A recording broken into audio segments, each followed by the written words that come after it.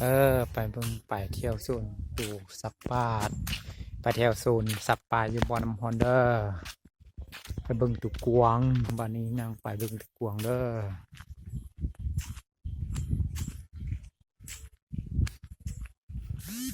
นางไปเบิ่งตุกกวางบ้านนี้เที่ยวศูนย์ตุกกวางทางมังกวางเด็ดน้อยโอ้ตุกกวางค่อยไปหอตุกกวางแล้ว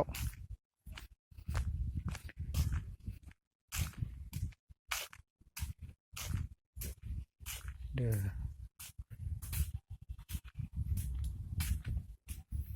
เห็นตุกกวางแล้ว4 โตว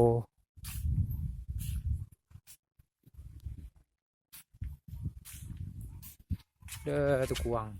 ทีนี้เป็นตุกผู้ตุกแม่มันบ่มีเขาอืม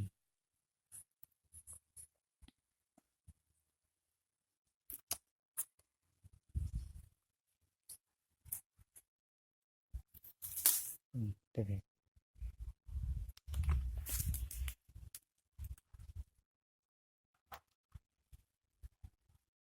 โอ้มันก็กินหญ้าดี กินหญ้าดีๆตุกกวางตุกผู้ตุกแม่ตุกตุกผู้2 ตัวตุกแม่2 ตัว2 คู่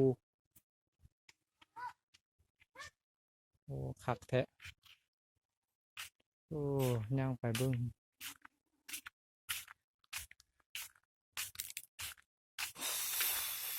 โอ้คักย่างไป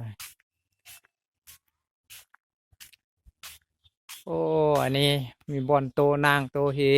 นคักมีผู้สาวมีแฟนมานั่งก่อนหย่อนใจคักหลาย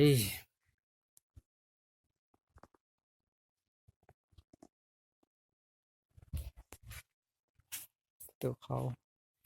โอ้มี2-3บอนโอ้น้ำห่มเย็นบัดนี้สิไปเบิ่งตูนกกังแกป่าไปเบิ่งตัวหนูไก่ป่าเด้อบัดนี้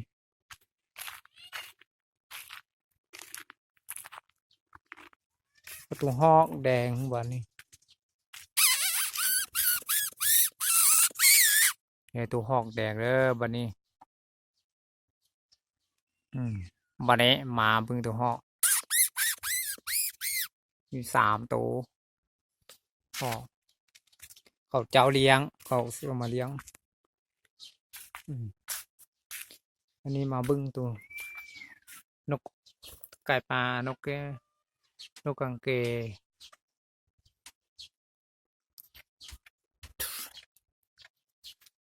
มันนกขัวเด้อมาเบิ่งนกขัว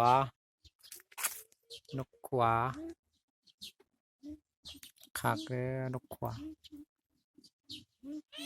ไปยังไปเบิ่งนกขัวโอ้ไปเบิ่งนกแก้วบัดนี้นกเขาโอ้คักเด้อ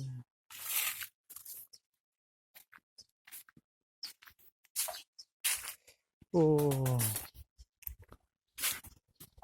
จะเลี้ยงตัวนกขัวนกง่ายเด้อ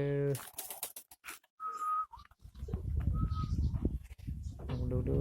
คักเด้อ2 3 4 5 ตัวคักเด้อโอ้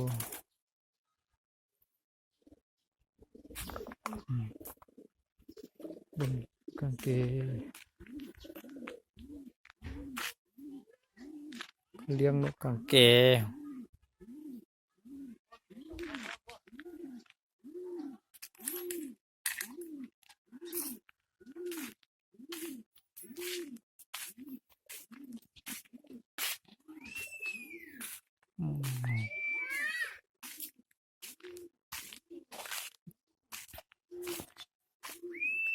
วันนี้ดังไปเบิ่งตัวเนาะ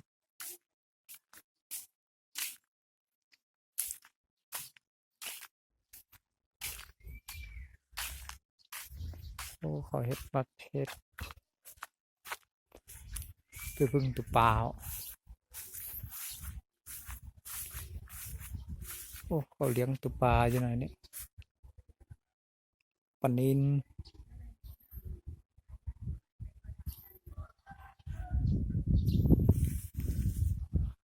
ไปเบิ้งตัวผมตัวเมื่อยเด้อบ่ดิ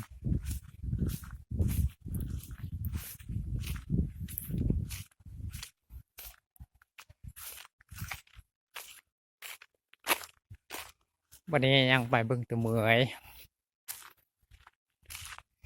อันนี้แม่นสถานที่อาหารบนโต๊ะกินเครื่องกินของอาหาร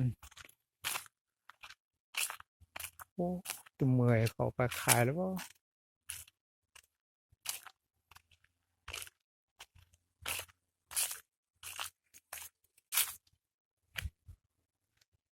โอ้ตะกี้มีตัวเมื่อยย่านเขาจะเอาไปขายแล้วบัดนี้